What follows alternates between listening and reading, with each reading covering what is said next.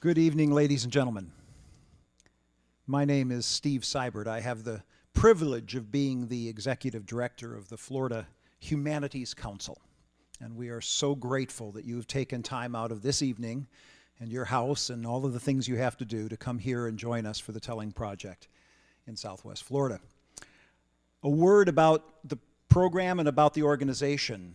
The Florida Humanities Council is the state affiliate of the National Endowment for the Humanities. For 45 years, we have been celebrating the people and places of Florida and the ideas that we share as Floridians. The humanities are kind of hard to define. For me, the humanities help us understand each other better. It's why we study history and read literature and think about philosophy and religion. It helps us understand each other better, and tonight is a perfect example of that. It sometimes helps us travel to places we've never been in our minds. It helps us understand people we've never met, and it helps us understand ideas we might not think of otherwise. We have many people to thank for this evening. Our board and staff that's here, they're on your brochures. What do they call those things?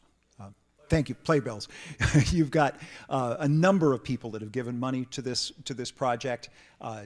Joseph Fogg, in particular, helped spearhead it, and our own. Well, Juan Bendek is here. Juan is on our board of directors, and Penny Taylor. Commissioner Penny Taylor from Collier County is also on our board and has been tremendously helpful in making all of this happen. There will be, at the end of this production, that's probably the wrong word for it, but this performance, at the end of it there will be a talk back. And let me strongly urge you, I will promise you, you will be moved by the experience tonight, but if you will engage in the talk back, we have found that that's often the most valuable part of the evening. One comment, I think, about the Telling Project in general. This is our 5th example of the Telling Project. We have had these, I think, heroic veterans in communities like Gainesville, Pensacola, Tampa Bay, and Orlando. This is our 5th one here in Southwest Florida. And all of the stories are different, but they're all really deeply compelling. And what we understand from history is that my dad served in the Second World War. In the Second World War, virtually every family in America was touched by, what was going on abroad. That number dropped dramatically as the years went by. So in Vietnam, the numbers are a little bit less than 10% of families were directly impacted with soldiers in uniform. That number's now down to less than 1%. And so it's not unusual for veterans to come back and really not be understood. Their stories, their experiences are not something that their communities even understand. And so if our hope is that you will walk out of here with some knowledge, some understanding of others, and perhaps even of yourself that you didn't have when you walked in. We would ask that your cell phones get turned off, if you haven't done that already. We would ask that you not take pictures. That would really be helpful. It's really disconcerting to the veterans. And I'm probably forgetting something. Does that pretty much cover it, guys? Got it? All right. Well, with that, thank you again for being here, and let me sincerely welcome you to Telling Southwest Florida.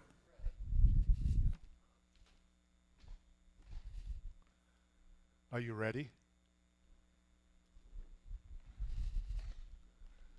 Are you ready?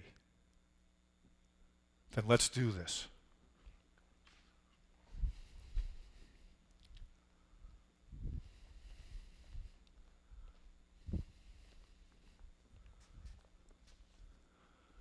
Vietnam was growing in intensity at the time. I thought I wanted to be a doctor, but I was tired of school. So I volunteered for the medical corps. Basic medic training, operating room procedures, some financial assistance. That was my plan. I was 17 years old, making my own decision about my own life. The thing that shaped my attitude most about the military was my mother's brother, Clesson. He was 17 when he enlisted in the Marine Corps during World War II, and he was killed on Saipan at the age of 18. He was my mother's older brother. She was only 10 when he died. I remember seeing pictures of him in uniform around the house. I still have those pictures to this day. I'm awed and humbled by his willingness to serve, knowing the danger and risk involved. I spent about a year in college after high school, and at that time it just wasn't for me. I decided to join the Army. I often tell my students and those with ambition, when you're in high school, you got to see the big picture. Because when I got my high school diploma, I realized that I did not have any money to go to college, and college costs money. I did not have any money. My parents didn't have money to send me to college. And I remember the recruiter saying, the military can help you get your college degree.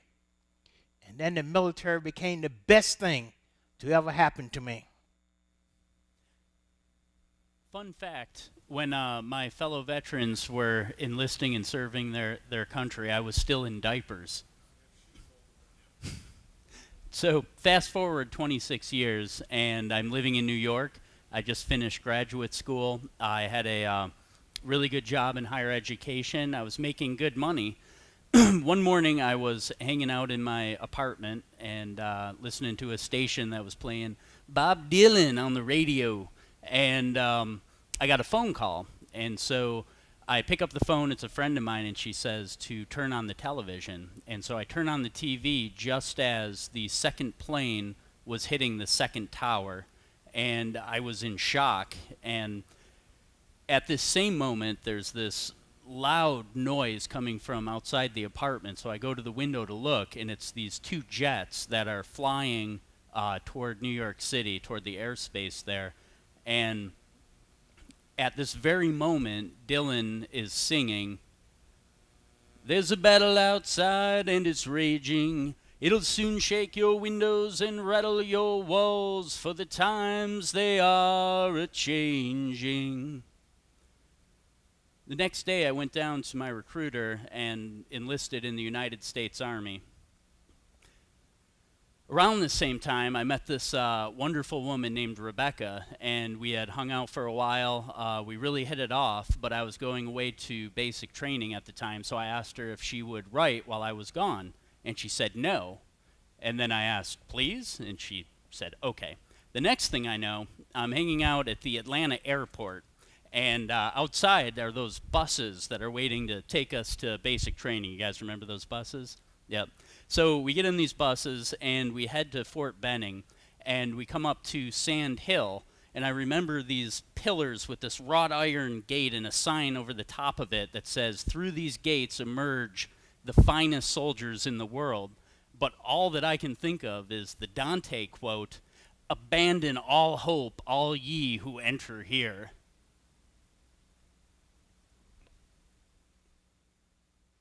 Get off my bus! Get off my bus! Get on the yellow footprints! Let's go! Move it! Move it! Get it attention, hippie hair! What are you looking at, knucklehead? Get it attention! Lock it up! I don't even want to hear you people breathe! Any of you knuckleheads want to call home? You want to call home, Private? Yes, drill sergeant. You want to talk to your mother? Yes, drill sergeant. You see that window? Yes, drill sergeant. When I tell you to move, you're going to move like lightning and sound like thunder over to that window. Is that understood? Yes, drill sergeant. Louder, is that understood? Yes, drill sergeant. Move! Open that window, Private. Start calling your mother. Call your mother. Mom. Louder. Mom. She can't hear you. Mom. Tell her how you're doing. Mom, I'm doing great. Tell her you love her. Mom, I love you. Isn't that sweet? Isn't that sweet? Yes, drill sergeant. There's a pecking order in the Army. And in that pecking order, because I was the smallest person in my unit, I always got those duties that others did not want, such as KP, cleaning the dishes, cleaning the grease pits, And I said to myself, it had to be better than this. And one day I got smart. I looked around and I saw those sergeants with those stripes on the collar, on the shoulders, and those badges.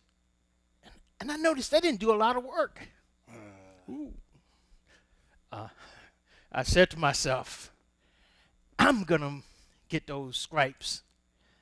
They will no longer look at me as the smallest person. They will be able to look at me as the brightest person in this man's army. Fall in.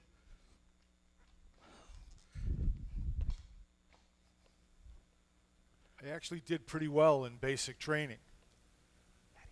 I went in as a skinny beanpole, 6 feet tall, 138 pounds. I don't know what's happened since.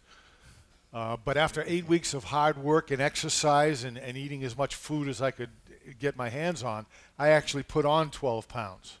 Everybody else was losing weight and swimming in their clothes, and I was gaining weight. I had trouble with authority, and they were the authority. They let you know early on. Plus, in those days, they could rough you up a little bit. I know they can't do that anymore. And there's peer pressure. You know, if you got 120 guys behind you doing push-ups because you screwed up, well, sometimes they had a way of letting you know. You know, there was a war on at the time. It wasn't theoretical. Platoon, attention. Right, peace. Forward, march. Half step, march. Come on, you big strong men. Come on, you big strong men. Uncle Sam needs your help again. Uncle Sam needs your help again. Got himself in a terrible jam. Got himself in a terrible jam. Way down yonder in Vietnam. Way down yonder in Vietnam. Put down your books. Put down your books. Pick up your gun. Pick up your guns. Gonna have a lot of fun. Gonna have a lot of fun. Platoon, halt, left, peace.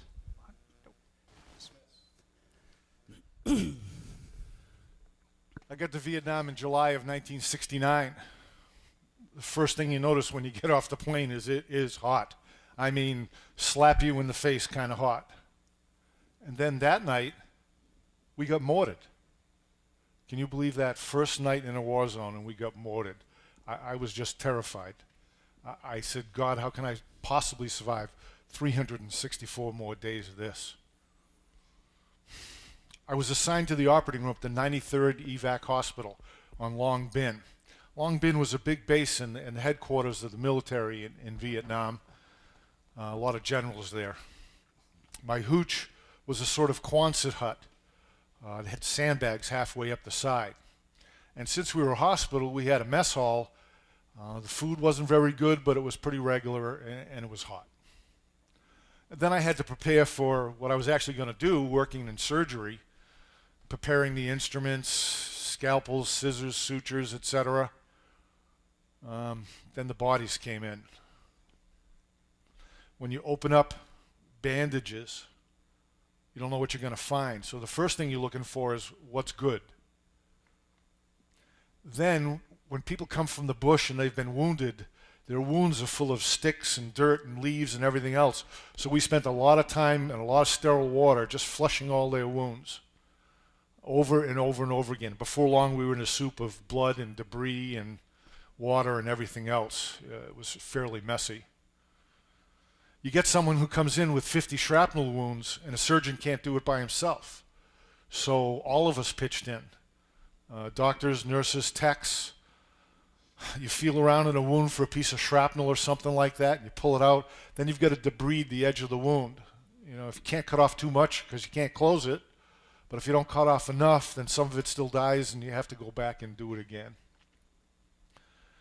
We were working long hours, trying to save people's lives, trying to save their limbs. There's a scene in the movie Lincoln where the guy comes out of the surgical tent and he's got a wheelbarrow and it's full of limbs. And he dumps it into a pit, and just like that, you get a sense of what's really going on. They couldn't save a lot of limbs. They just had to take them off. our hospital had an incinerator. And I can remember very clearly, I wasn't there long, the first time I had to take a leg down to the incinerator.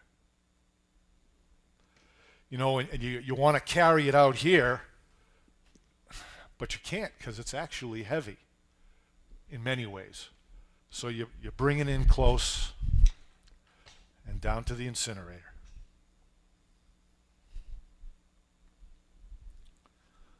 And it went on and on and on.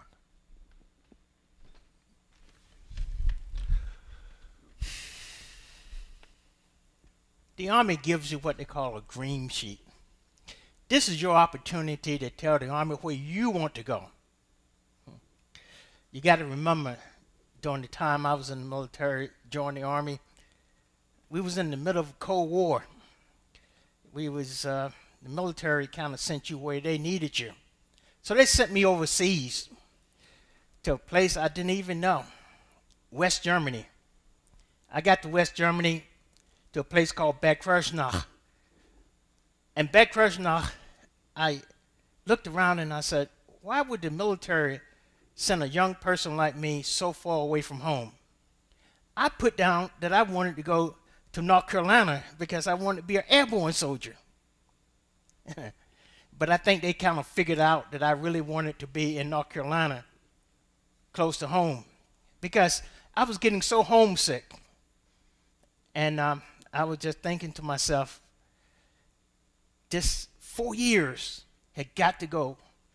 And then I remember hard work, do what you're told, and before you know it, it'll be all over. But because I worked so hard, the Army did me a favor. I won the Soldier of the Quarter Board. And when I won the Soldier of the Quarter Board, the Army gave me my first train ride. And I remember that so well.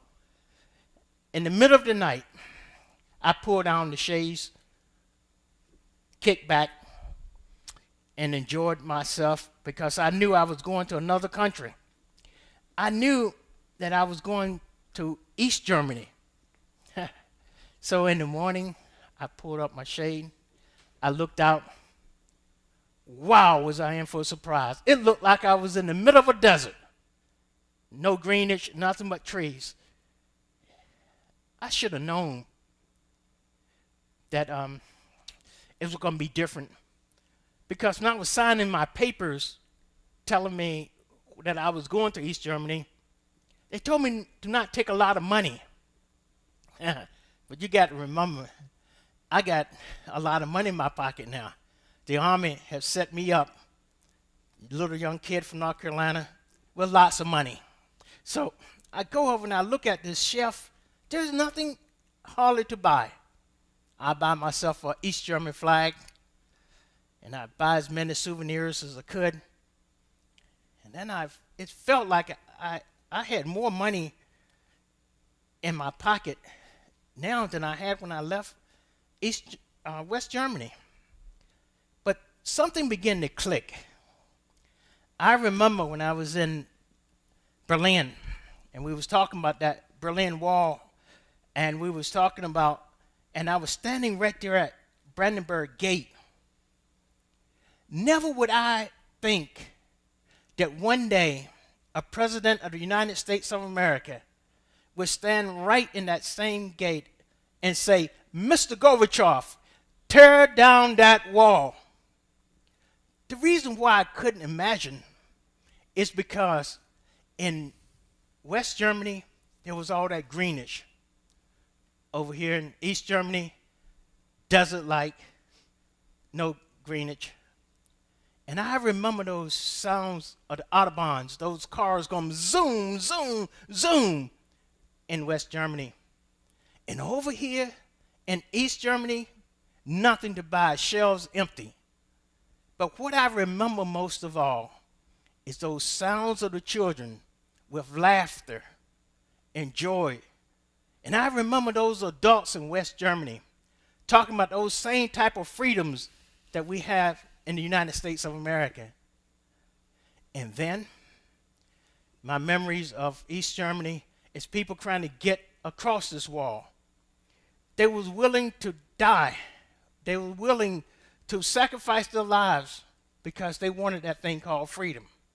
And then I began to realize, you know, the Army they're not as dumb as I think that they are. Because I was chosen to hold that line to make sure that the opportunity for freedom was guaranteed to those people in West Germany.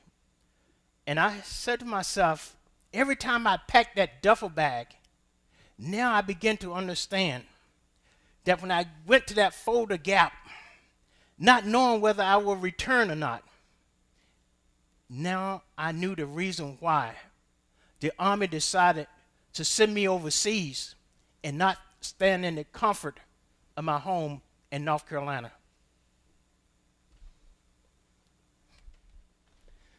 I first joined the Army in 1977 and was trained as a cavalry scout. My first assignment was in a place called Fulda, West Germany in the 11th Armored Cav. And there I was a tank crewman. I was on a M60A1 main battle tank. It's a 60-ton vehicle capable of doing 45 miles an hour, has an onboard computer, and can hit targets at over a mile away. In fact, it has one round that travels about a mile a second. I spent 2 years there. I started out as the driver, became the gunner, and then the commander of one of these tanks. I was 20 years old. After my 2 years in West Germany, I was sent to Fort Polk, Louisiana. The Army affectionately called Fort Polk at the time Fort Puke. Difficult terrain, a lot like Florida, a lot of swamp, a lot of mosquitoes, a lot of snakes. I was in a mechanized infantry unit, and we conducted recon patrols, which meant 10, 15-mile on foot, navigating very difficult terrain, often at night. I spent 2 years there, and it was time for me to decide whether to re-enlist for another hitch in the Army. I did. I re-enlisted for the 101st Airborne in Fort Campbell, Kentucky. That entire division is helicopter mobile. All its soldiers are transported and moved by helicopter. So I went through the Army Air Assault School. They taught me how to rappel out of helicopters. I went through the Rappel Master course. And then something a little bit unexpected happened. At the end of my time at Fort Campbell, they said, you're going to be a recruiter, and we're going to send you to Palatine, Illinois. Well, the people of Palatine, Illinois were very nice, but I was in a room with some chain-smoking soldiers making 100 phone calls a day. I wasn't on a tank. I wasn't firing a tank. I wasn't rappelling out of a helicopter. I wasn't doing those long reconnaissance patrols, which I love so much. I was in an office with chain smokers making cold calls. And it was at that point, at the end of that tour, I said, you know what, I'm going to get out of the active Army, and I returned to my home in Flemington, New Jersey. I joined an Army Reserve unit, became a drill sergeant. You saw a little taste of that up here. 30 years after the fact, by the way. I think I still have a little bit of it, though. Got a little hoarse there.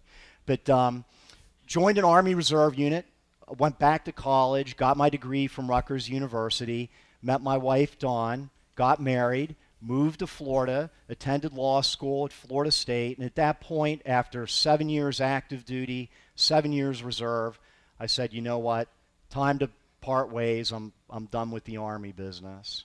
And I went about my life. I worked for David Weigel at the county attorney's office here in Naples. And then on September 11th, 2001, I'm driving to work, and on the radio they say an airplane hit one of the towers at the World Trade Center. Now, as you guys remember, at first they weren't really quite sure what was going on.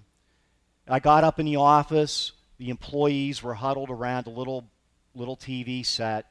And just as I got there, the second plane impacted. And at that point, it was crystal clear.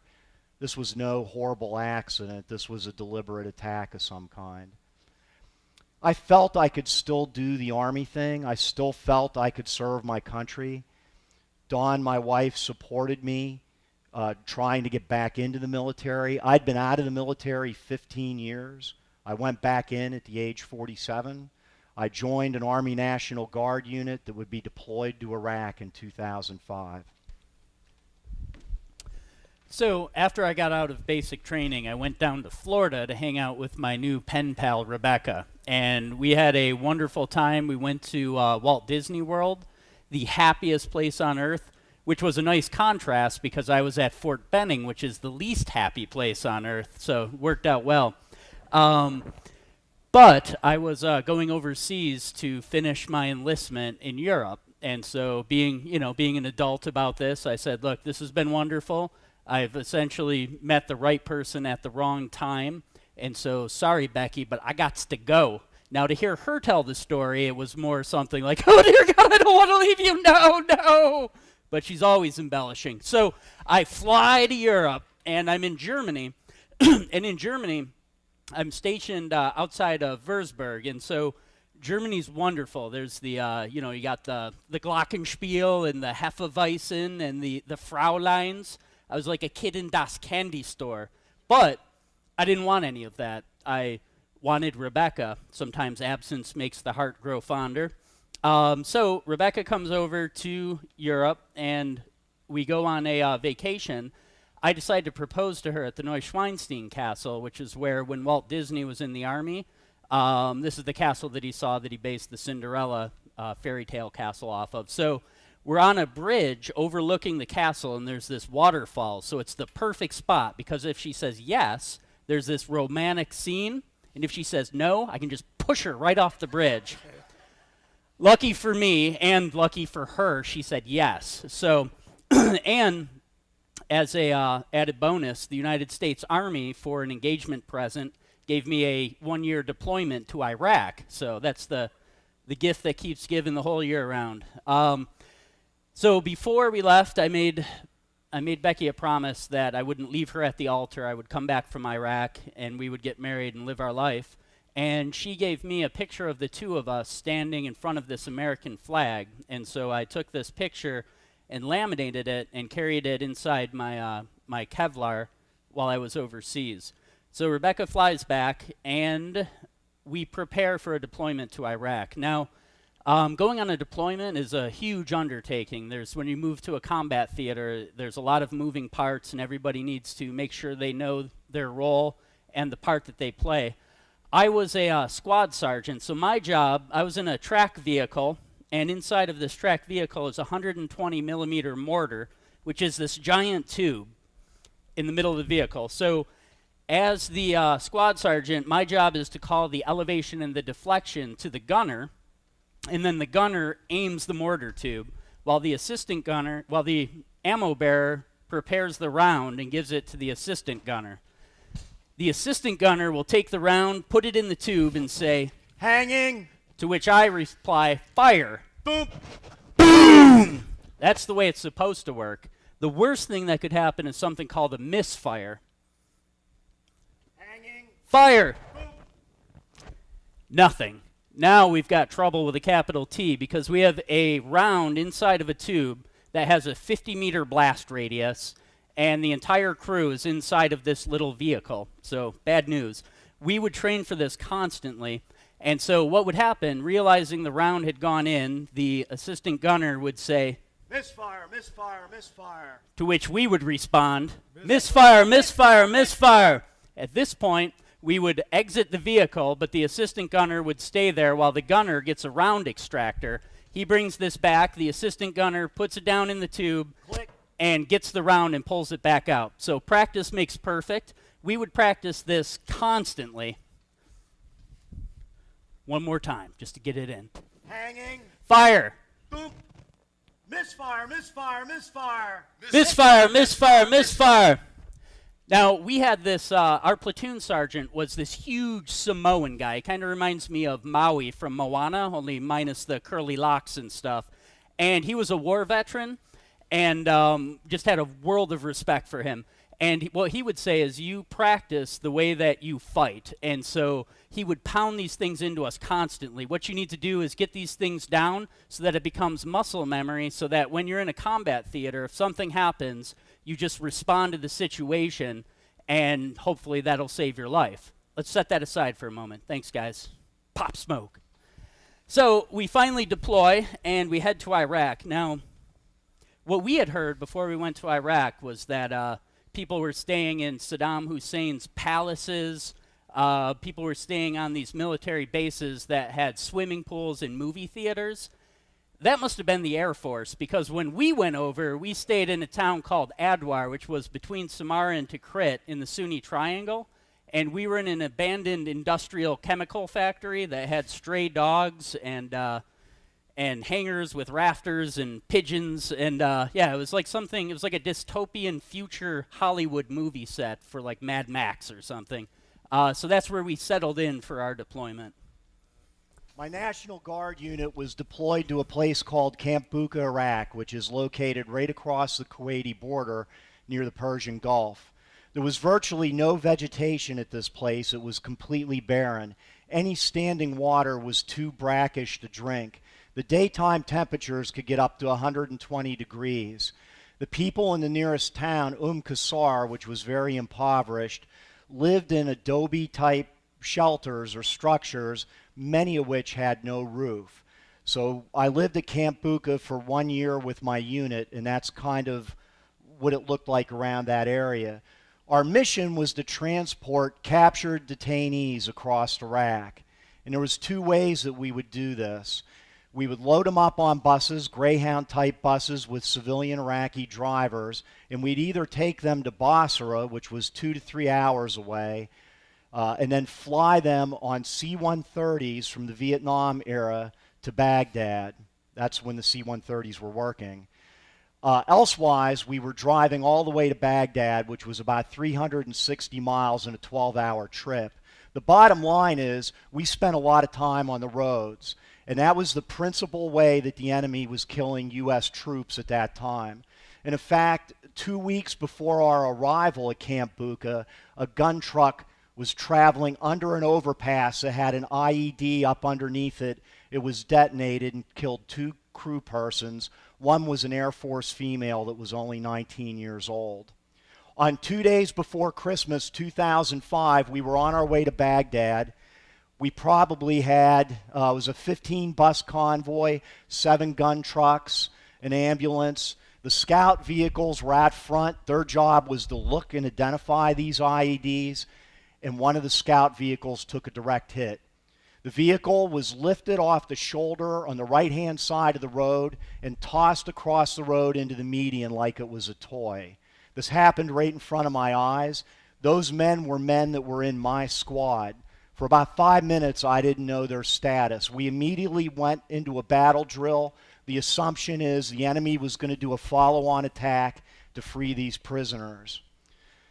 I'm happy to report that within about 5 minutes, I get a call on the radio, and my soldiers were perfectly fine, miraculously unhurt. The axles in the vehicle were broken. Shrapnel had ripped through the armor, but everybody was okay. Those very same men went right back out the next day and did it all over again. Want to add as a note, the 18-year-old driver that survived that incident would come home, go to college, and die in a drunk driving accident. That was one bad thing that could happen, and there were times that we were over there that literally the road we were on was hit every single day. The other threat was something called VBIDs. These are vehicle-borne IEDs. This is where enemy insurgents fill a vehicle full of explosives and drive it into your convoy. Sometimes if I was in the rear of the convoy, it would be my job to make sure that a vehicle wasn't attempting to do that to us. So imagine this. This is the right passenger side of a gun truck. This is where I would sit as the commander. On the back of the vehicle would be a big sign in Arabic, white background, big red letters, "Stay away, do not approach the convoy." So you're sitting in there, you're in full body armor, you're strapped in case there's a rollover or explosion. To my left was my driver, Justin, and my gunner, Frank, was standing in between us facing to the rear. And this happened maybe about 6 times. "Sarge, you got a vehicle approaching fast." I'd immediately look in the side view mirror, and for the next couple seconds, life and death was going to be determined by what I was looking at in that side view mirror.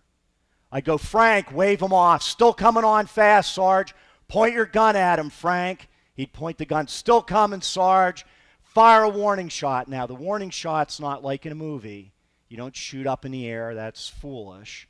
What you do is you fire in front of the oncoming vehicle but into the shoulder to reduce the chance of any other casualties. Frank would fire the warning shot. Pop!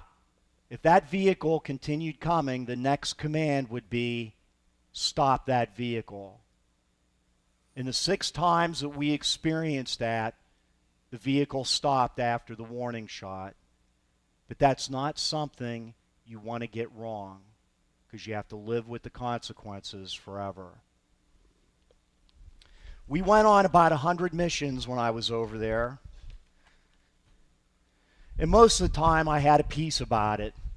I'd just say a simple little prayer before we went out every time. But every once in a while you get a feeling, you know what, I'm not so sure today's going to be okay. And I'd make a point when that happened to write my daughter, who's in the front row, a little handwritten note saying, Daddy loves you, you're a great kid, listen to Mom, you're awesome. It wasn't so much about me, it was the idea that an officer might come to our home and say, guess what? Your husband, your father's not coming home. We would encounter Iraqi children on these missions, often Bedouin kids. Bedouins are nomadic people. They're kind of impoverished. They were persecuted quite a bit under Saddam Hussein. Their kids would love to come out when our convoys went by, big beaming smiles. They were often dirty, barefoot, disheveled, but they had these great smiles. When I'd see the little girls, I'd think of Cheyenne back home. The unit we replaced in Iraq was another National Guard unit, and they had lost a crew during the deployment.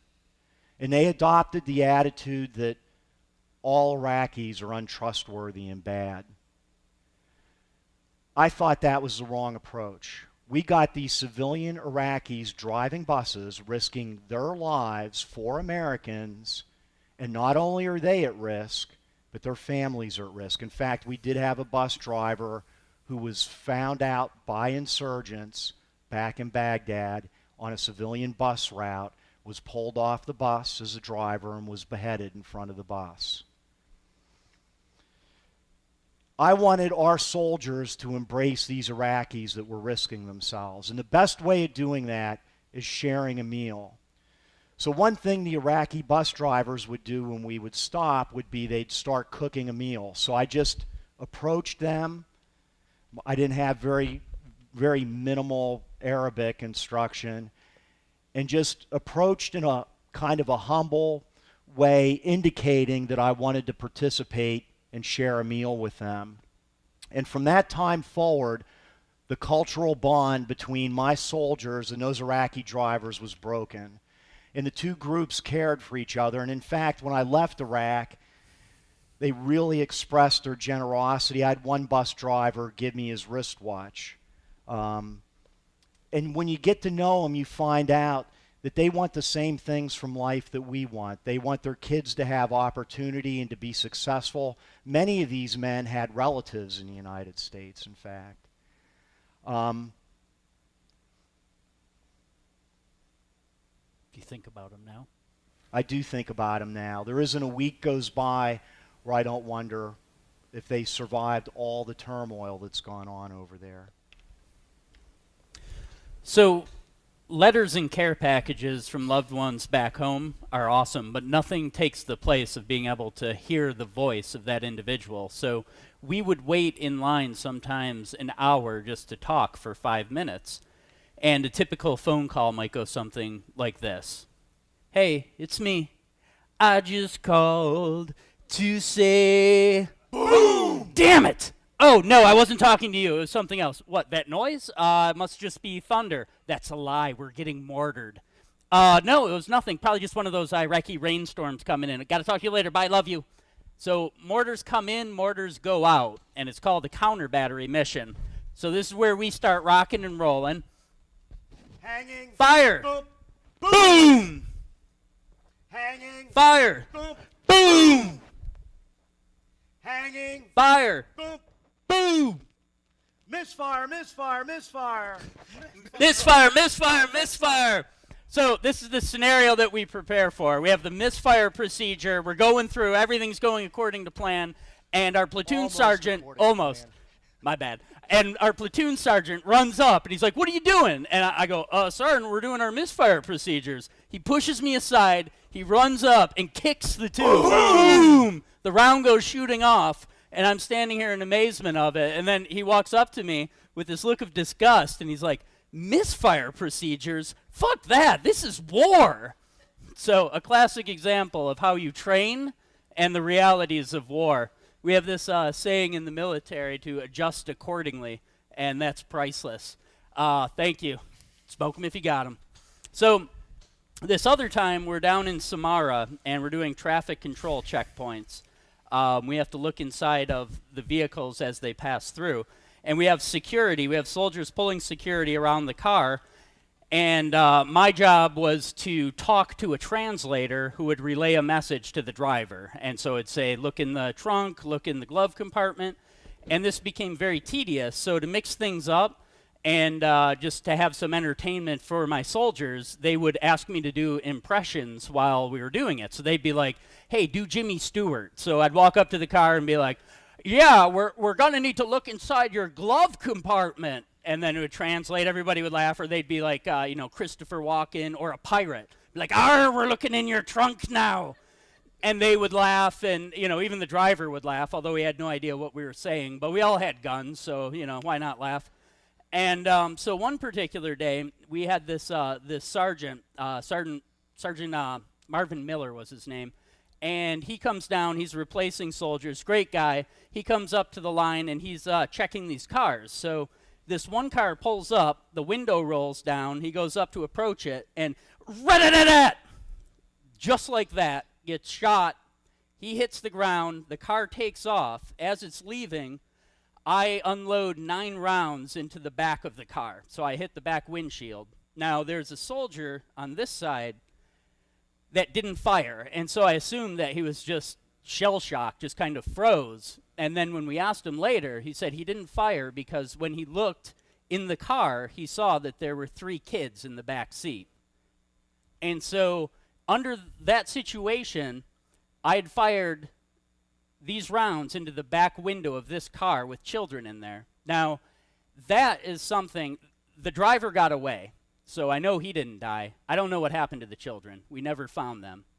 But that's something that I carry around with me like a 60-pound rucksack on my back for the rest of my life. But I didn't create that situation. I just reacted to it. And what's worse is I think the scenario through in my head, what if I had known the children were in the car and I had known the gunner was going to do what he did? What if I had known the end result, that the soldier dies? Now, being in that same position, if I fire into this car, I'm a monster. And if I don't fire into the car, I have to tell a widow and children, I have to give them my condolences, feeling that I'm mostly responsible for the death of their father, of her husband. And so that's a damned if you do, damned if you don't situation. And some things in life you can't live with some things that you've done, and you can't live with some things that you haven't done. But under unfortunate circumstances, there's times when your only option is to choose one of those two. And that's something that my recruiter never told me about when I enlisted, and it's something that I had to learn for myself. I think in the Army we call that FUBAR.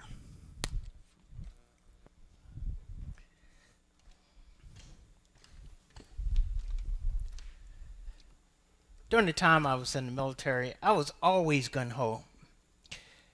But I wasn't always flexible. And this presented a problem to me sometimes because I didn't always balance those balls in the air properly at times because I was not an adult like I am today. And one of those times that I remember so well is when my son was born. his mom and I separated because I just could not adapt so well.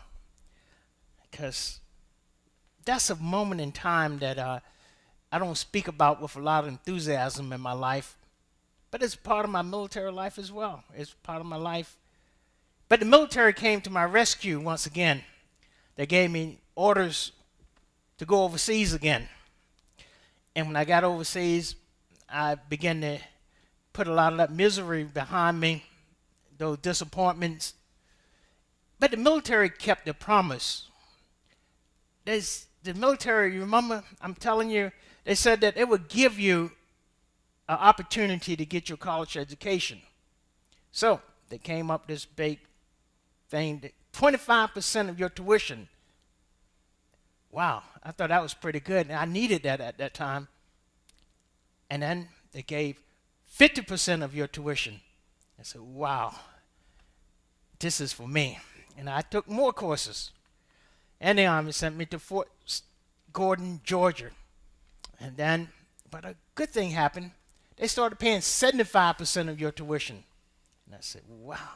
I got my associate degree. I was rocking. And Uncle Sam in the wisdom sent me back overseas again. And I continued to work hard doing my job. And then I was able to get my second associate degree. And the funny things happen to you, and when you don't even expect it, and life have this funny twist. I remember my commander coming to me saying, "First Sergeant, go over there and take that briefing." I know he didn't want to take that briefing, so I did my duty, went, and of course, took that troop to teachers briefing. Little did I know that the military was changing at that time. We didn't need that great big old force that we needed before.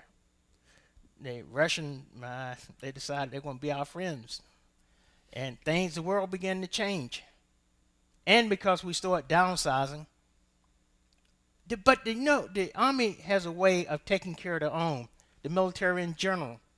They weren't going to just kick the soldiers out with nothing to do in civilian life. So that Troop to Teachers program was that program that they decided that those soldiers could take off the uniform and go into those classrooms and do some serious teaching. I looked at that very hard because I said to myself, you know, I always wanted to be a teacher. And as I was sending those soldiers back to the civilian life, I wound up getting my bachelor's degree. And then I said, you know, those old timers, they used to always say, you got to look to the future just as you are living in the present. And those words of wisdom rang into my ears. And I said to myself, if I'm going to make a life change, this is probably the time to do it, and this is the reason for doing it. I'm qualified to become a teacher. I always wanted to be a teacher. And this Troop to Teachers program had given me the opportunity that I needed. So I said to myself, I'm now qualified to teach, so I'm going to make that move.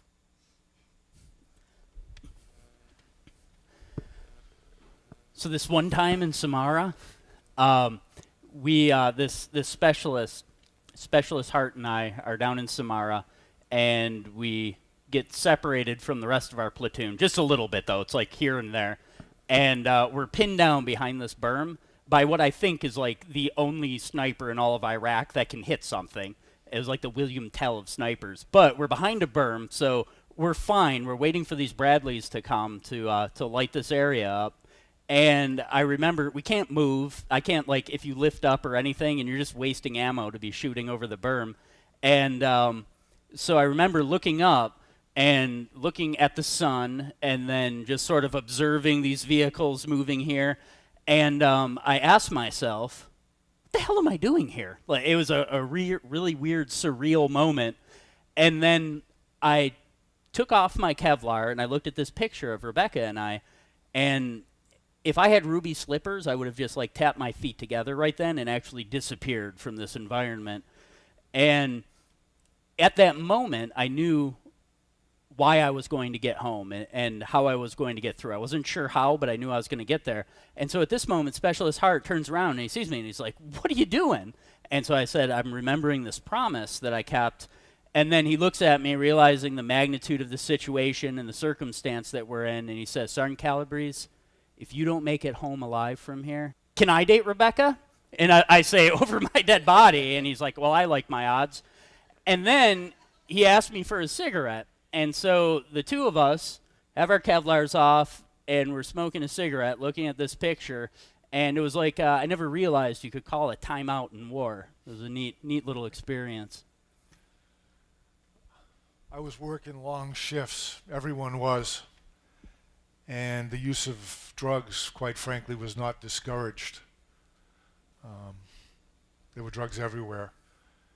If you worked a 12-hour shift and then went off for a half an hour and came back all ready to go again, nobody complained because there was just so much work to do.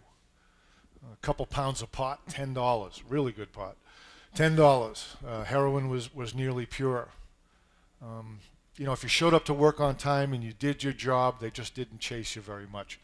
It was the culture, it was just the way it was. But it wasn't all bad. Some MP down in Saigon had no idea who my company commander was.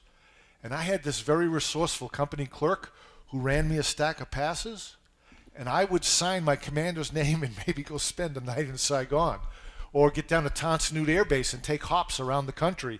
I even got as far north as Da Nang up near the DMZ to visit a friend of mine at the field hospital there. Most of the flying I did was in air ambulance, Huey helicopters. And I flew a lot, Cameron Bay, Vung Tau, all over the place. And the countryside was lush and green and beautiful until you were low enough to see the bomb craters, full of snakes and bugs and who knows what else. Then I didn't know it at the time, but I was running across Agent Orange. You come across these patches where there was nothing, just entirely denuded, and we didn't know what we know today. Now I know I've been exposed to Agent Orange. We even had some places it was used right behind our compound. In December of 1969, Bob Hope came to our base. Now I know there are a couple of you here tonight that might remember Bob Hope. He would go around the world and do shows at various Army bases or all over the place, Navy bases, ships, everywhere, military bases, with some guests that he brought with him. And the show that I saw in December of 1969 had Johnny Bench, who was Rookie of the Year from the Cincinnati Reds, Teresa Graves from the Gold Diggers, I think that's where she was from, and even Neil Armstrong, who was just on the moon a few months before, and he did very few public appearances at any time after that. And since we were with the hospital, we got to escort patients and sit down front with the generals.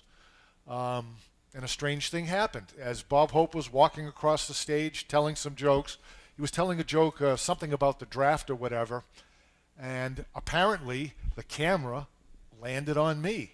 I should go like this. What happened was I was on TV for a few seconds, though I didn't know it at the time. But when it showed back here in the States of January of 1970, my parents got 50 or 60 phone calls that night from people who recognized me from that little brief 3-second stint. My 15 minutes is, I think it was Andy Warhol said or somebody. There was some ability to compartmentalize what was going on. You're trying to save people's lives and their limbs. I just put a leg in the incinerator, but he's off to Japan or back to the States or whatever. I didn't have to deal with the person. We were just dealing with the physical part of it. You don't know the damage that happens at that time.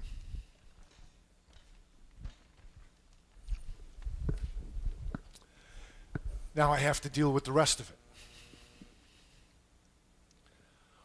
It's a long flight back, all the way across the Pacific Ocean. It's long. Back to Travis Air Force Base in California. Get out of your uniform because things weren't too pleasant for the military back then. Flying back to Boston, I was a mess. I was confused. I was in a war zone, and in the blink of an eye, I'm sitting at my parents' table having dinner. was quite disconcerting. And didn't I find more drugs when I get back? Amphetamines, heroin. I was pretty rocky. I still had some months left to do in the military. I was stationed at Fort Devens in Massachusetts, and I met a lovely woman there, Linda. I don't know if I took her hostage or not, but we got married in relatively short order. And her folks were living down in St. Thomas in the Virgin Islands, which sort of seemed like a nice place to go, so we went. Turns out it's a major funnel for cocaine coming up to the States. So I bounced along pretty hard for a while between the alcohol and drugs. I'm lucky I survived.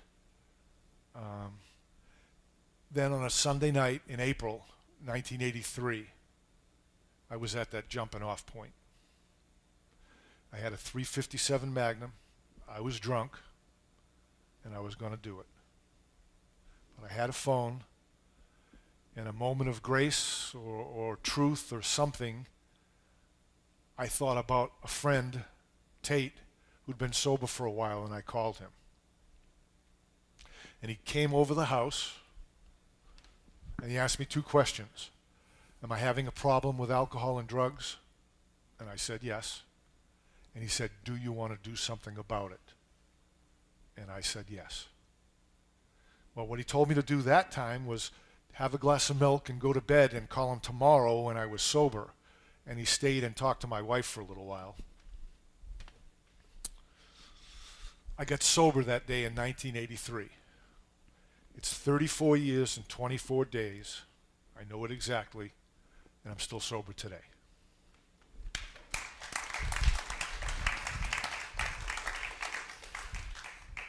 Peter's experience on coming home from Vietnam's not that unusual. We all know that those veterans weren't treated particularly well.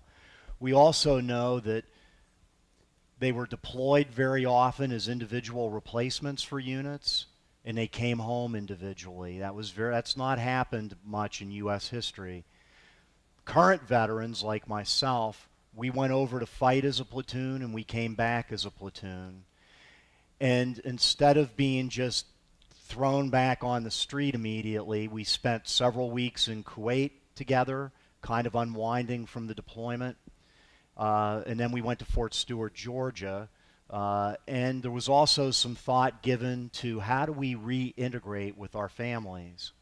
And I thought we had some very good advice.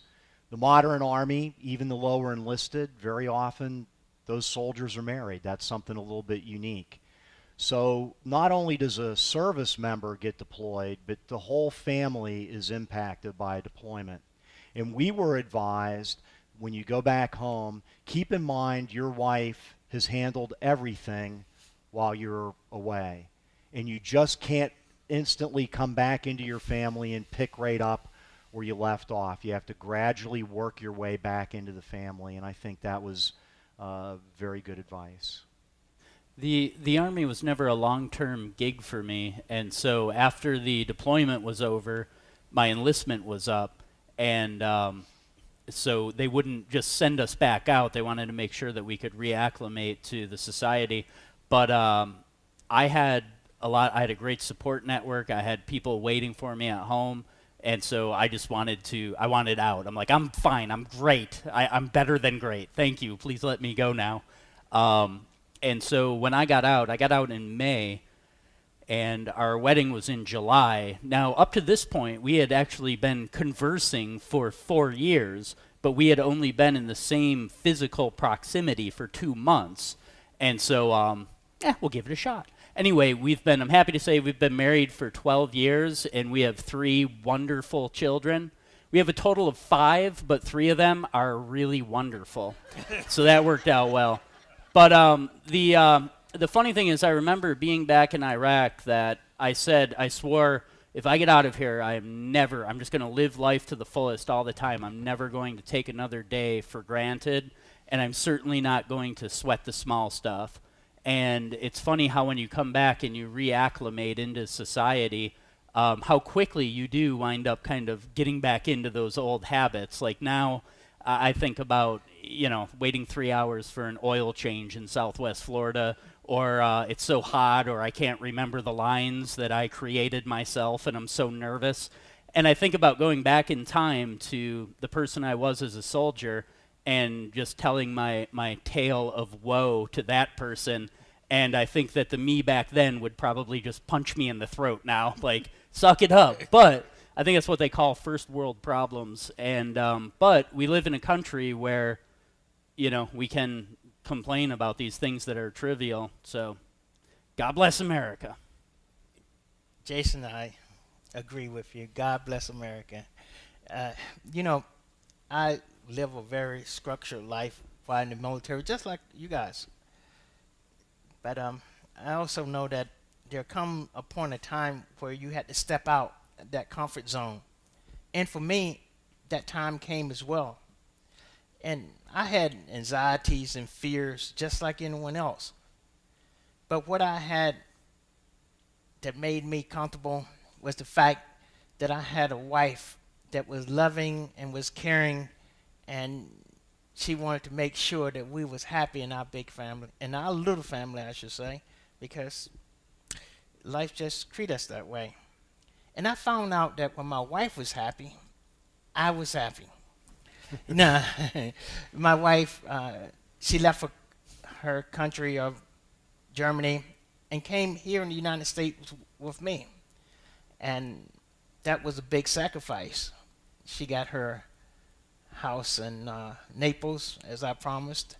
And a great thing happened to me with that Troop the Teachers program that you may remember I'm telling you about. I remember I didn't tell you quite a story when I was telling you about my commander and myself. And I feel remiss if I don't tell you now, because you won't understand how important that moment was. My commander, he looked at me, he said, well, that's just the beginning. He didn't know how true that was, because I was the first person in my family to get a college degree.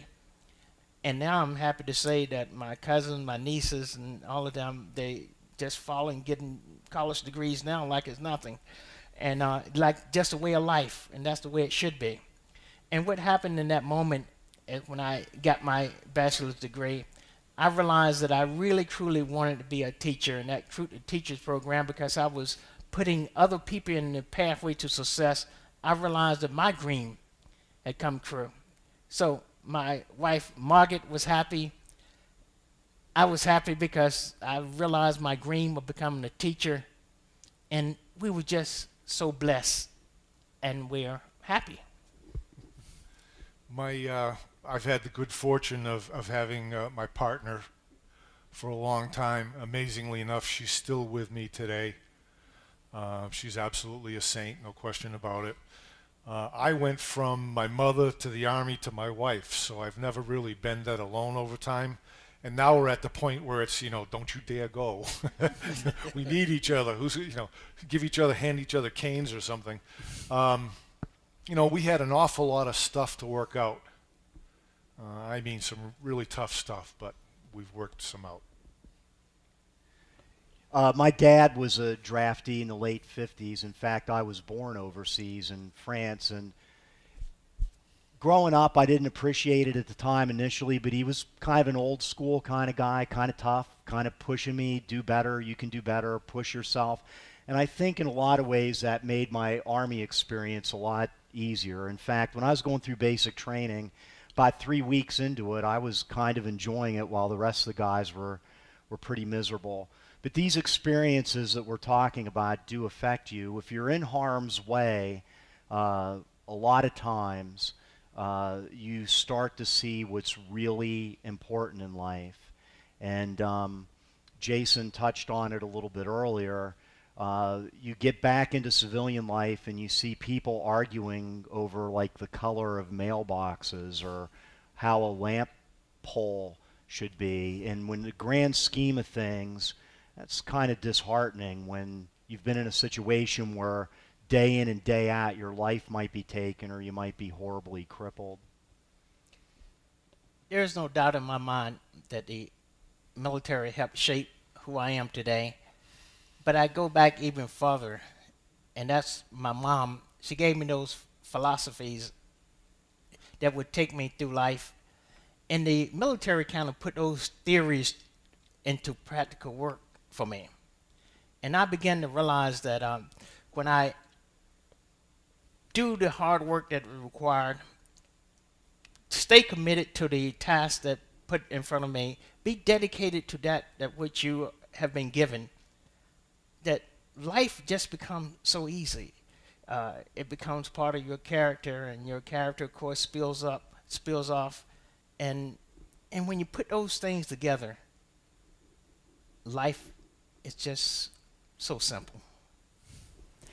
The military has taught me that people are sort of like rubber bands. We have this amazing elasticity, and we can stretch beyond our own comfort zones, and we're capable of some really amazing things. I was outside recently and something came to the edge of my consciousness. It's amazing how a sound or a voice or a smell can bring you back. Sometimes places good, sometimes not so good. So I concentrated for a little bit and I realized it was a helicopter. When you live for a year with that stuff, you know, over your head, you recognize that sound for the rest of your life. And I knew it wasn't a Huey, has a certain thump thump. I knew it was a Chinook. That's the big one with two big rotors on it. When the Hueys came to our unit, they would have maybe 2 or 4 casualties on it. But when the Chinooks showed up, yeah. You know, sometimes they had 20, 25 or more. And you just knew you weren't going to get out of work for an awful long time. Yeah, those familiar noises that you mentioned, Peter. I remember being at a 4th of July festivity, and they had fireworks at the end, and there's always the familiar sounds of the shells going up and the hissing noises, the explosions, and it takes you back. You can almost, it just brings back all these memories. And so like noises will trigger things, but the other interesting thing is that down in the same crowd, you might see a guy who's sort of having those same moments of recollection, and then you make eye contact and you're just nodding your head, and it's like we're part of a secret society, and it was like an acknowledgement. Or he's hitting on me. I don't know. He wasn't hitting on you. No, I think. You know, I can tell. as tough as things have been for me at times, I actually have it pretty good. I'm still alive. I have a wife who loves me, 2 boys who love and respect me as I do them. Not everybody got that same chance. You know, I wear a ribbon a lot of days, Vietnam ribbon. Actually, I added a unit citation ribbon too sometimes because the 93rd evac did very well. And sometimes I'll wear a hat that says Vietnam veteran, especially when I travel. You know, and I appreciate the people who come up to you and say, you know, thank you for your service. I know they're being genuine and sincere, but I really wear it for us so that we can recognize each other and say, welcome home, brother. Welcome home, sister. It makes a big difference.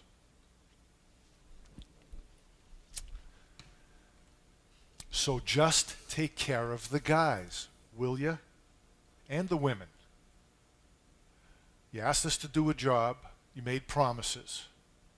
We didn't know with the damage that we were taking them how it would affect us even 20, 30, 40 years later. So that's really what it comes down to.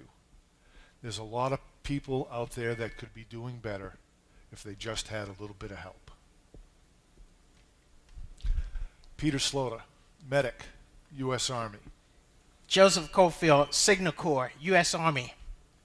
Tim Durham, Cavalry Scout, U.S. Army.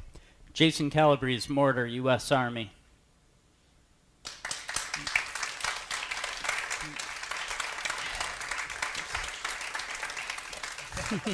Yeah, just for me. That's new. We just put that in.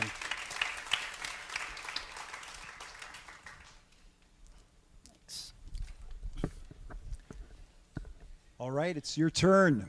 Ladies and gentlemen, if you have questions or, well, actually just questions. No, you can do comments, or tell jokes. But if you've got a question to ask, because we're filming this, if you would please come up to the microphone and do it, and these guys will answer them. Thank you. Hello, and I work with Tim, and thank you so much for inviting me to this. This has been wonderful. My question to you is, I've known other people that have served, and I've been told that most of the time, like you said, there's a secret society. Most people don't want to speak out. They don't want to tell the story. They'd rather talk to each other. So what gave you the power, or, you know, the strength to come out and speak about what happened? I know for me, it still seems a little surreal to be standing up here and practicing lines, but the lines are our story. To say out loud things that, as you referred to, I've never told anyone. My wife was at the show on Sunday, and I know she heard a couple of things she hadn't heard before. And it's not even that I was trying to keep it away from her, it's just that you need to have a common experience. And I'll tell you, the reason I did this, as hard as it was to let people know. Because if we just keep quiet, people don't know what's going on. So it's something to think about as we look towards the future and where we're going to send our boys and now women into combat in harm's way. And it's not just the people who are on the, and there were no front lines. That's something we share in common. Not like World War II where you went like this. It was all around us all the time. You had to be, and that sense of always being vigilant, hypervigilance, they refer to it now, is something that's difficult to express to anyone else. I worked with a guy for 5 years before we knew that we were near the same place at the same time in Vietnam. But I'm in the VA system now, so it was on a trip with veterans that I heard Tyler talking about something, and I listened up, and he invited me to come interview. So There is a shocking, and thank you, Michelle, for the question. There is a shocking thing going on with current war on terror veterans, and that is an astronomically high number of suicides. 22 a day. 22 a day. So hard to wrap your head around that, but there are folks out there that, like Peter said, and that really the reason for doing this is if we can help some of them, that would be, you know, well worth it. I think that there's two kinds of people in the world: those who karaoke and those who wish that they karaoke'd. And as far as the military goes, I think that there's individuals who express their stories and those who have a desire to express their stories. Because who doesn't want to be understood? Who doesn't want to connect with people and share the things that we've experienced? And so by doing this and stepping forward, maybe this will cause, you know, maybe people aren't going to be coming up here becoming thespians doing stuff like this, but maybe they'll share stories within the community with each other, with their spouses. I think that there's a lot of people that are clamped up pretty hard about it, and it's sort of like a pressure cooker. Like you have to, at some point, those stories have to come out as some sort of a release. There's two components of what I told you that I think are an important message, and one is there were Iraqis that were risking their lives on a daily basis because they love the freedoms that we have here. And I don't think you got that from the media too much during the course of the Iraq conflict. And the other thing is you would be, you don't hear it, but you'd be very proud of the 18 and 19-year-olds I was with over there, like that gun truck crew. Who goes through something like that? Your vehicle's ripped to shreds. At a minimum, the gunner should have been thrown out of the vehicle and crushed. And those guys get right back at the next day. Yeah, we're ready to do this. Let's go do this again. So that's like two parts of the story that I don't think that, you know, you routinely hear. That there are fortunately maybe not enough, but there's quite a few Iraqis that just want the same things out of life that we do. And the 18 and 19-year-olds that are over there representing us, you'd be proud of. Well, Michelle, I am really glad that you asked that question, because I'm often asked why you talk so much about our great country and why you talk so much about the military when you get an opportunity. It's because that thing that we call the American dream is alive and well in the 21st century, just like it was way, way back. And I know for a fact because I had the opportunity to dream, and nobody dreamed bigger than me, I can tell you. Sometimes my wife, she keeps me grounded because I have a tendency to dream real big. And the military offered a way for me to achieve my dream. And there's ways that you don't even realize how God is working in your life. And when you do the right thing for the right reason, you find out that good things happen to you. And if I had an opportunity to share with anybody and it affects one person, just one person, I think it's worth the time for me to get up here and tell my story. Because as kids look at me and they say, well, there was nothing so special about this little kid from North Carolina, little skinny guy, and then now he achieved his dream.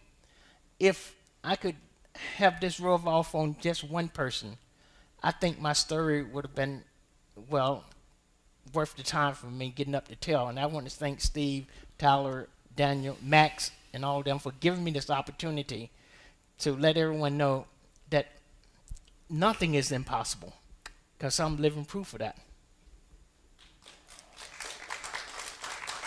Thank you. What other questions do we have? Yep. I have a question for Mr. Cofield and for Mr. Slota. Mr. Cofield, did you experience any prejudice in your time in the service? And Mr. Slota, were you able to wear your hair like that? Well, I'm going to take this one before Peter get off and tell his story.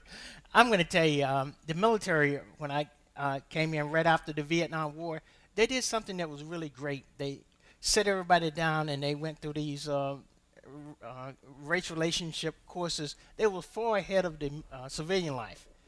And there's a bond that is together with military people that's just hard to explain to a person that haven't experienced that. And you begin to lean on each other, and you don't even look at color anymore. And someone say, wow, Joseph, you're naive.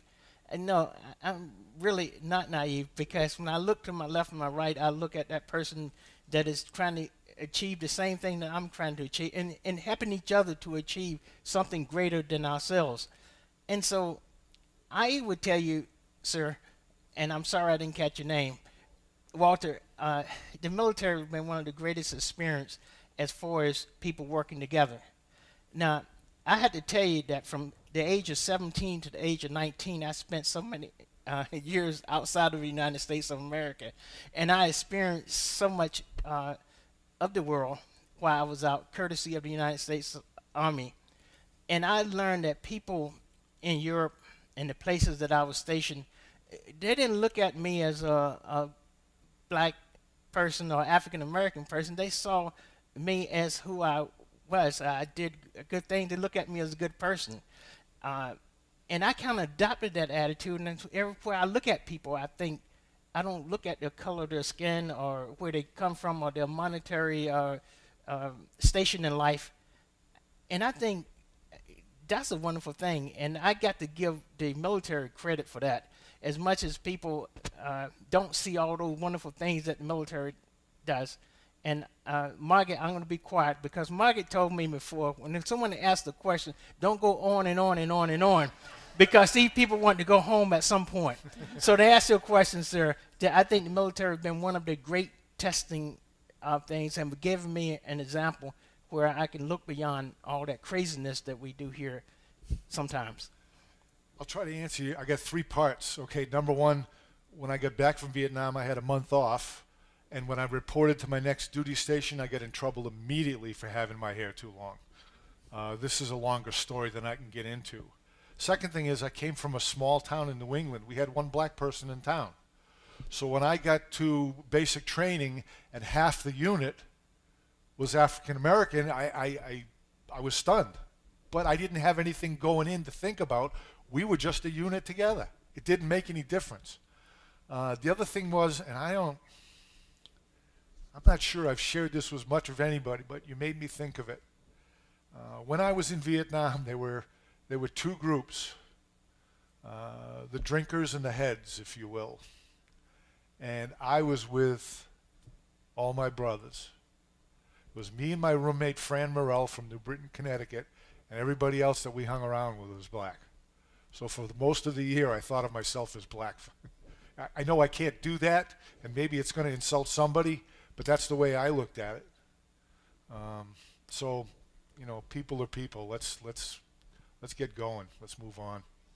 My Thanks. gun truck crew was about as diverse as you could get. I had a Hispanic gunner with a college degree and a redneck driver that probably dropped out of junior high school, and had cowboy tattooed in his back. The two guys should not been able to get along. They probably wouldn't in civilian life. They were like brothers. They were absolutely inseparable. I've seen them interacting with other soldiers, wanting to get in fist fights to protect the other one. So like Peter said, there's such a close bond there. It really, and it was way ahead of civilian life. My platoon sergeant, when I showed up in Germany, was African American, and the only other man I cared for more other than my father was Sergeant Matthews. I felt that strongly about him. He's from Los Angeles, Vietnam veteran, but pretty colorblind. I got a very important point here, and we've talked about this over time, is that each of us has a very unique perspective compared to most people around here.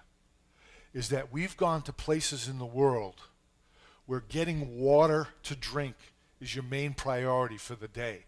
Never mind food, shelter, clothes.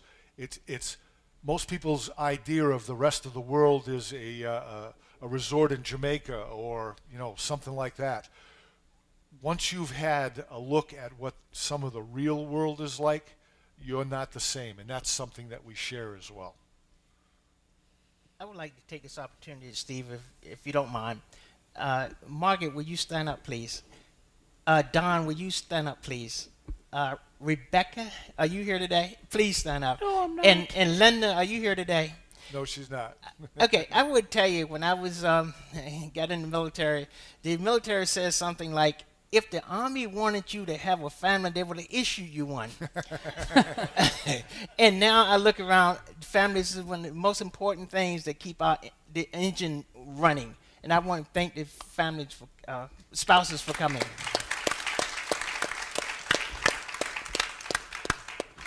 What other questions do we have? Yes, sir. Wait a minute, I think you've got somebody coming there. Well, first of all, I'd just thank the Florida Humanities Council and Steve and everybody else put this together. It's boys that bring back some memories. I too was a Vietnam medic. I knew it. I didn't know you were a medic, but when you were walking up, I said, he was there. For sure. Where were you? I was all over I was in flying status. I was a flight surgeon's apprentice to take care of the pilots. So I was in Thailand, Vietnam, and Guam until we finally decided where the B-52s were supposed to go in Thailand. So then I was there. Okay. But I was all up and down the coast, Da Nang, and then Phraeng, all through there.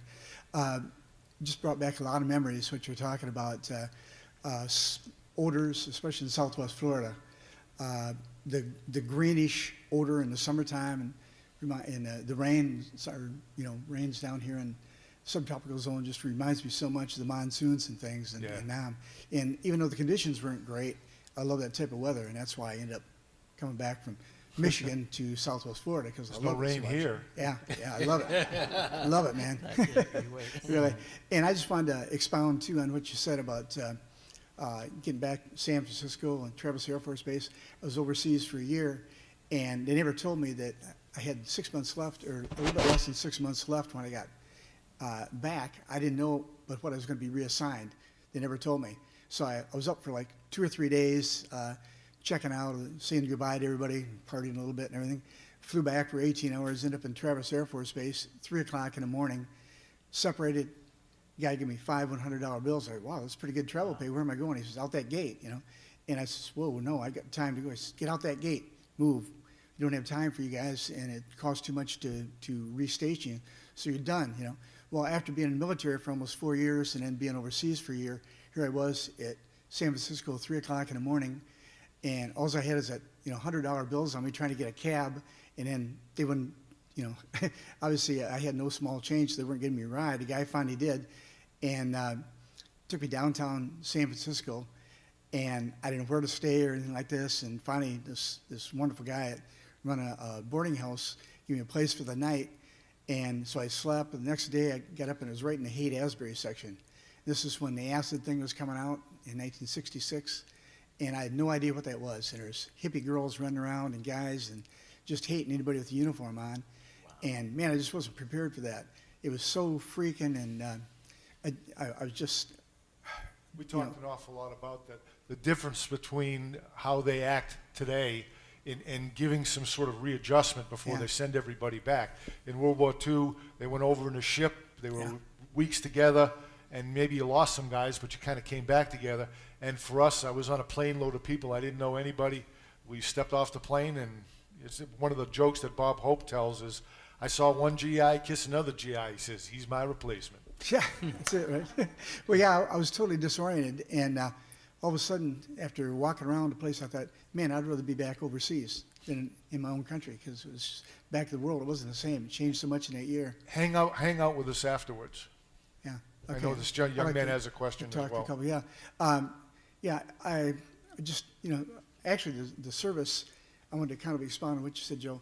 I was a poor boy from Michigan, nothing going on at all, and joined the military to go to San Antonio so I wouldn't freeze to death. I had enough of Michigan winters, and ended up being a medic. I got out, I went to nursing school for a year. They're pushing men into the nursing program at that time. There weren't a lot of them. Took that, and I worked my way through college, and the GI Bill.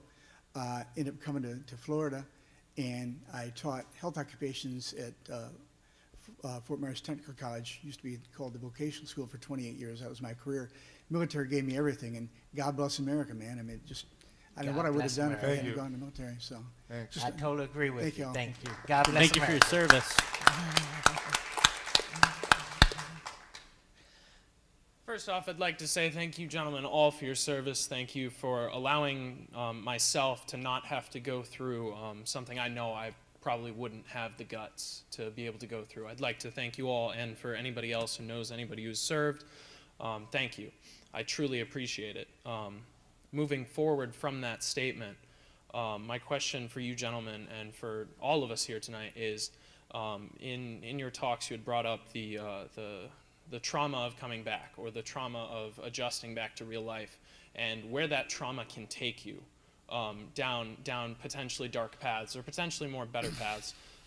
But what might you see as an improvement from either what you had experienced or what you believe should be going forward? The biggest thing is now people are able to separate the war from the warrior.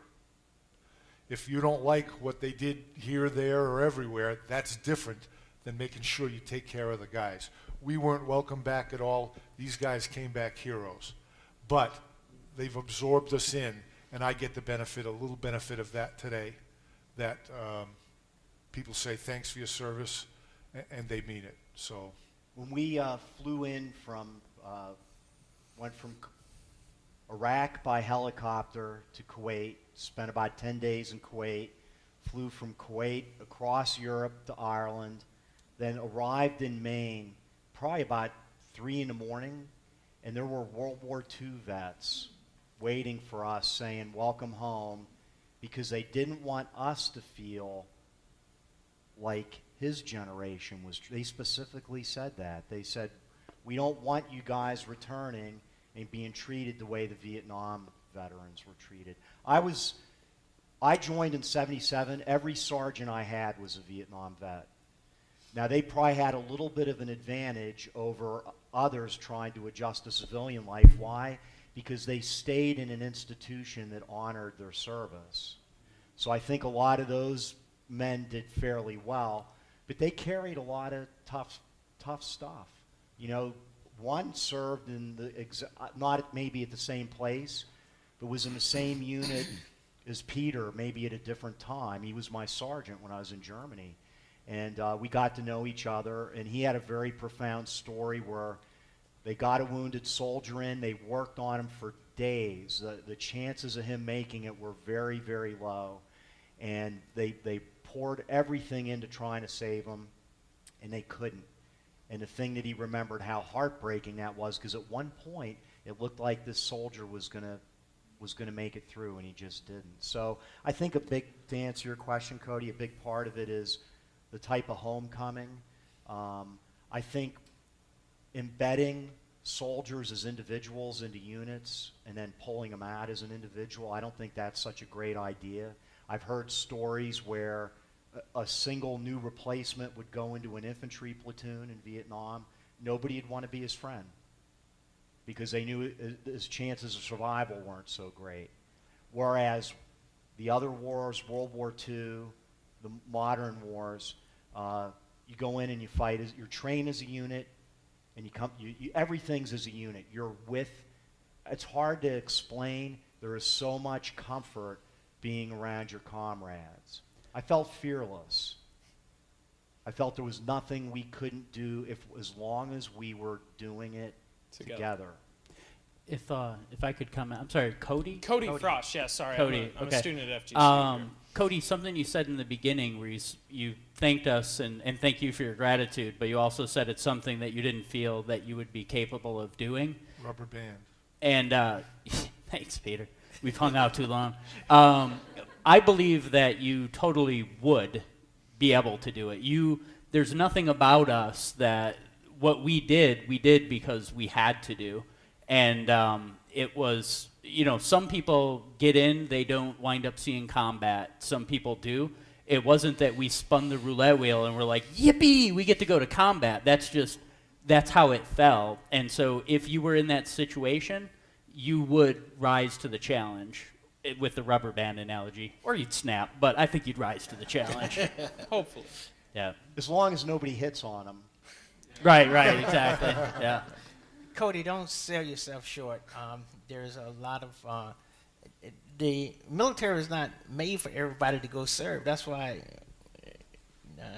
they have only a few. If we did that, the taxpayers wouldn't be able to afford all these things. And so you're doing great things, young man, because you have the right attitude as a citizen, and citizens serve in different ways. We were blessed to be able to put on a uniform and serve our nation this way, and I'm sure you are serving. I look forward to greatness. serving my nation in alternative ways to benefit. Let me make something clear. He was a lifetime career person, not me. I get in this E1. I made it up to E4, which is like corporal, and then I moved back down to E1 eventually. So when I got out of the Army and I weren't seeing eye to eye. It was a pretty contentious time. So I actually got involved in the anti-war movement after that. Well, you got to understand, Peter was one of those people that was grafted. I was one of those first people that raised a hand and said, "Oh, I volunteered to join this force here." No, and those Vietnam people told me real quickly when I started complaining, "Hey, you volunteered. Shut your mouth and do your job."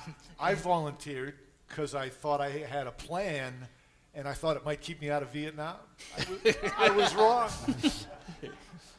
Thank you, guys. Thanks. Thanks, Other guys. questions? Do we have?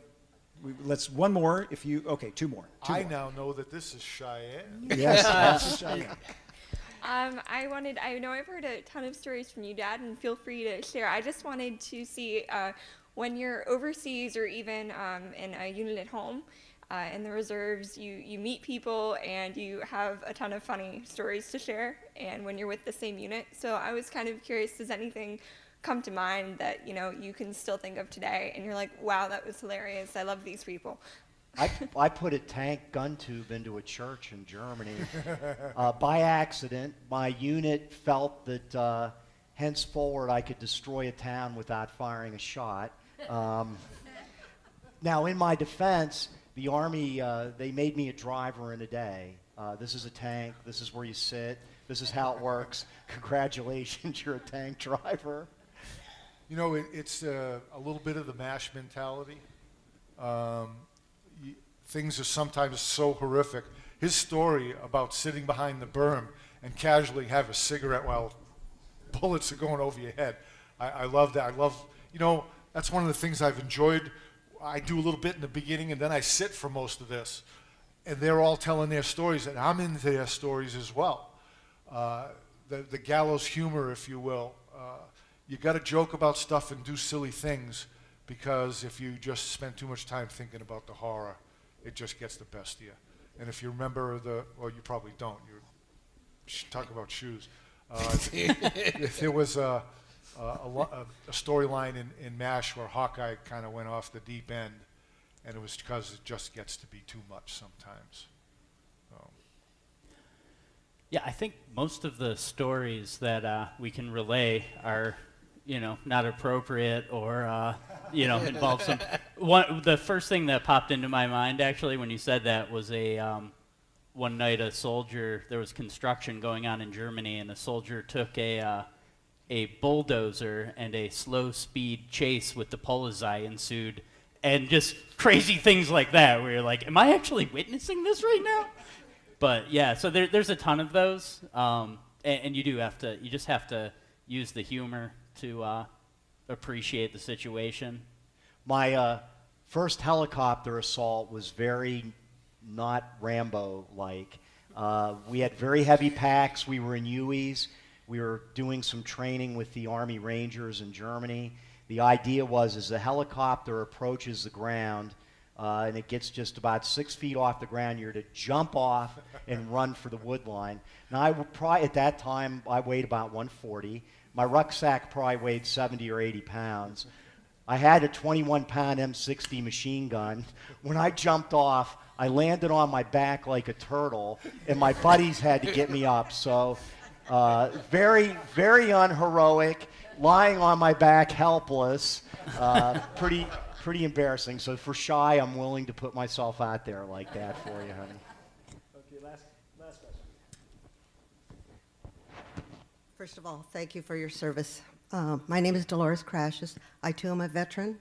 I was stationed in Fort Ord during the Vietnam era and did work primarily with personnel.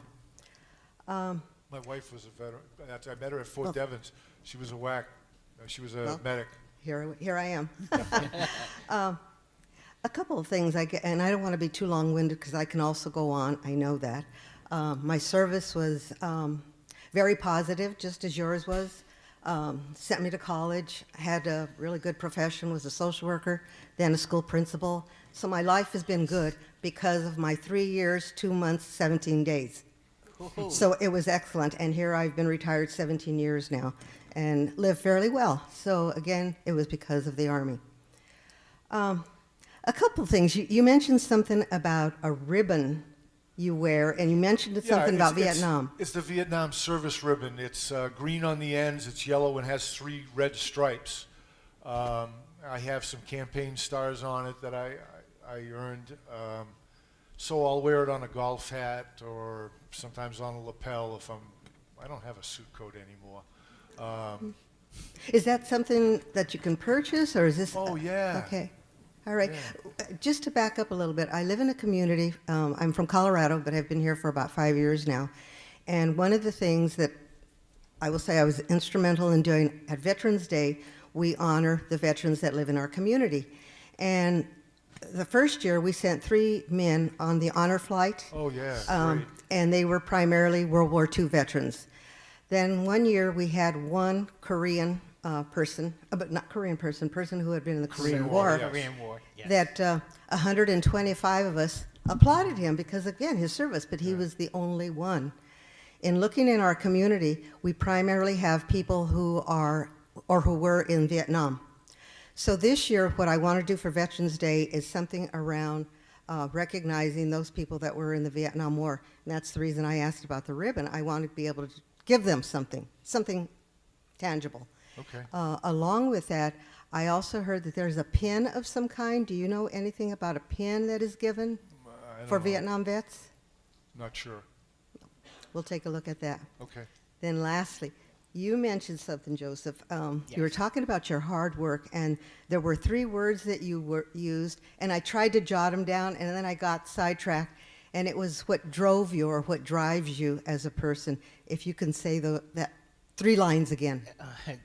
Dedication, commitment, and integrity, those things make up your character and give you a true sense of who you are. And if you stay true to that, you're going to get a long ways in life, I believe. I just think it's another one of those things that Yes.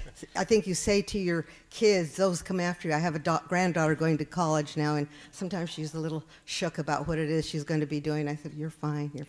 But something like that helps. And Doris, I would like to give you something real special because this means an awful lot to me. It's the Constitution, and it's a bracelet that has all the things that make our nation so great. And thank you for the service to your country, to our country. Oh, I thank you so much.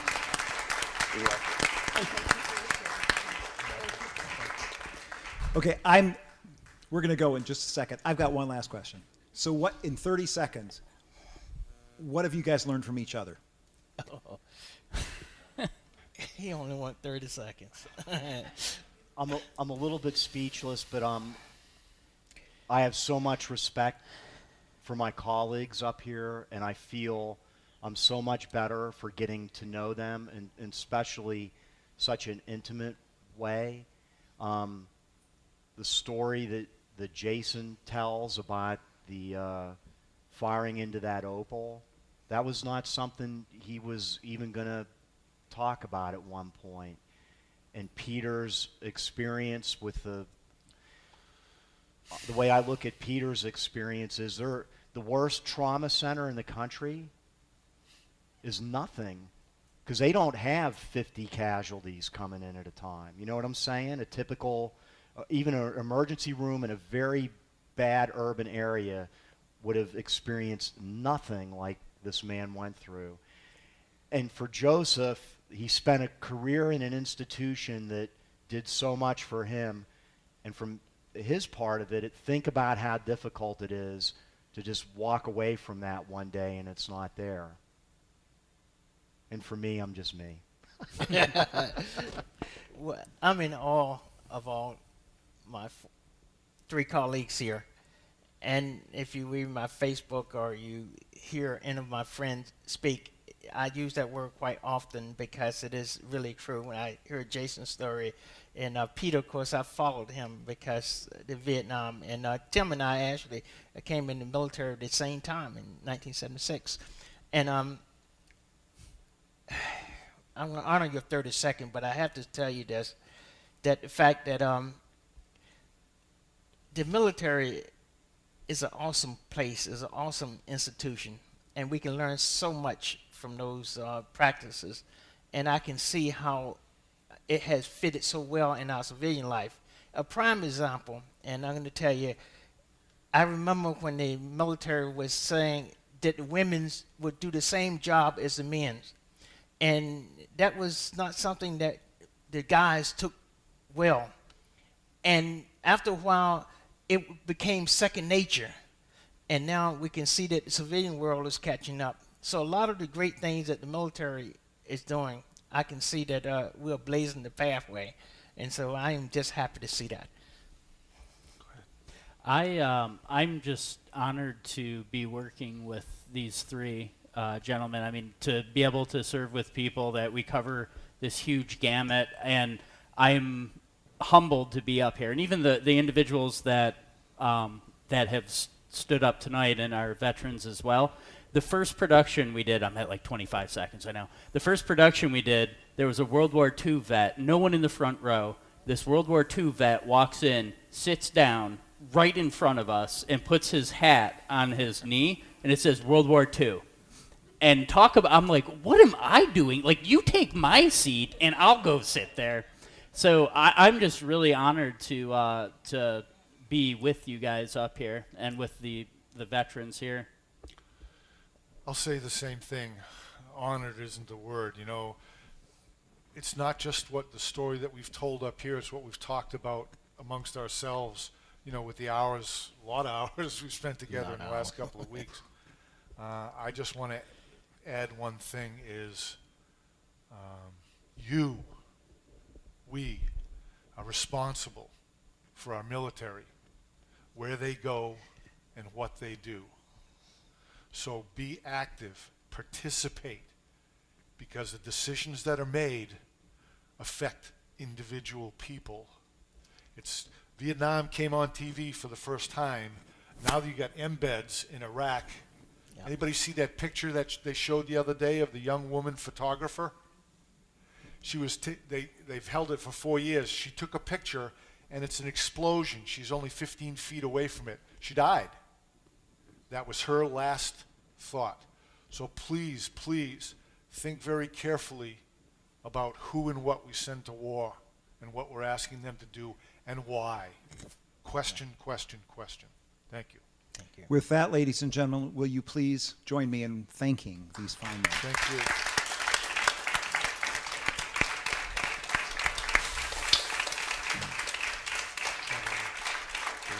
Thank you, my friend.